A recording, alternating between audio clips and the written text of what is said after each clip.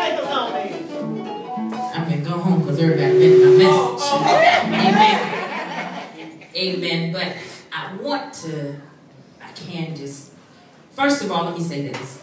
As I was preparing today and over the message, I just turn everything off and I'm in complete silence because I want to hear what God is saying.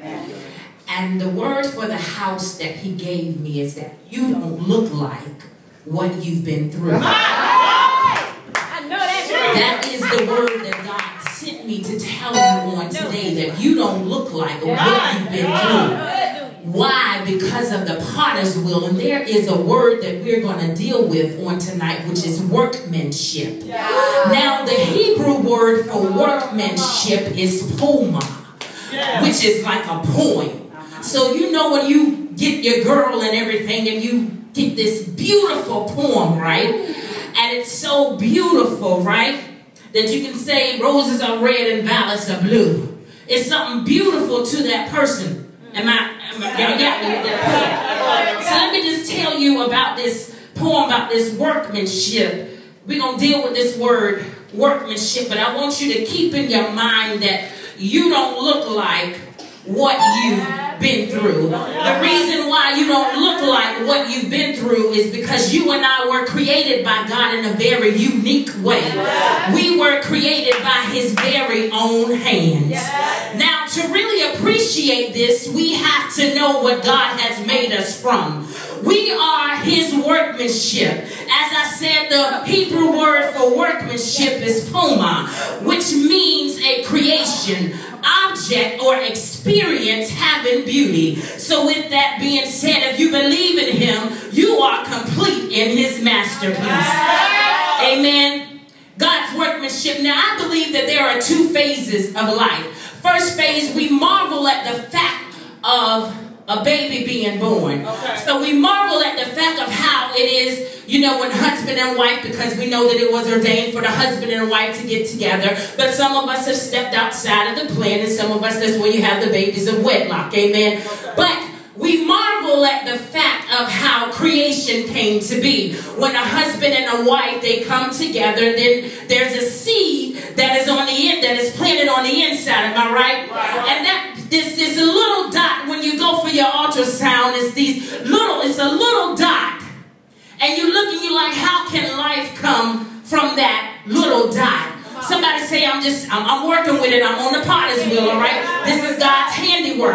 So it's that little dot, and when you see the ultrasound, but in the mother's womb, something is happening. There are going to be 5 fingers on 2 hands and 5 toes, and while you're in this workmanship, your lungs are developing, everything is developing, the heart is developing. So that's the first phase of life. But how many of you all know that when children become older, we sometimes get to the point where we may say, you know, stop doing this and stop doing that, and you don't have to teach a kid to lie. That's right.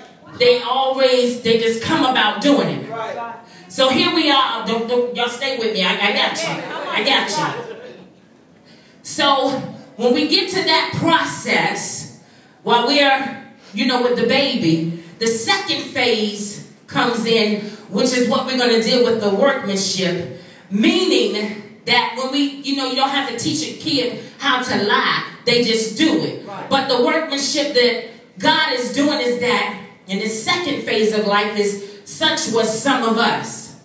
Now, a lot of times we deal with the fact of being an alcoholic. We deal with the fact of some of us were liars and some of us were cheaters, and how God had to shape us and mold us to be the person that we are today. He had to mar, like Deacon McKinney said, the marring process, where he saw this stuff on the inside of us and he put us back onto the potter's wheel, and he kept molding and he kept shaping us. He kept forming us to be this beautiful handmade vessel. So I came in here to tell you tonight that the reason why you don't look like what you've been through is because God has his hands on you. You don't look like all the mess that you have been through. Why? Because he never took his hands off of you.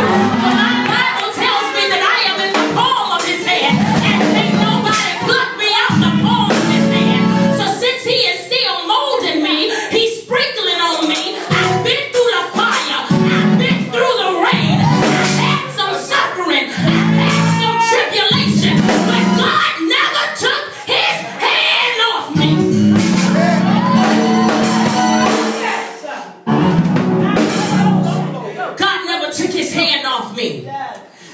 means that I can go through the process. God never took his hand off me. No matter where you are tonight, no matter what secret thoughts, no matter what secrets you have in your closet, no matter the things that you don't want to get up here and tell nobody about, God still has his hand on you. You are still on the potter's wheel. You are being shaped. You are being crafted.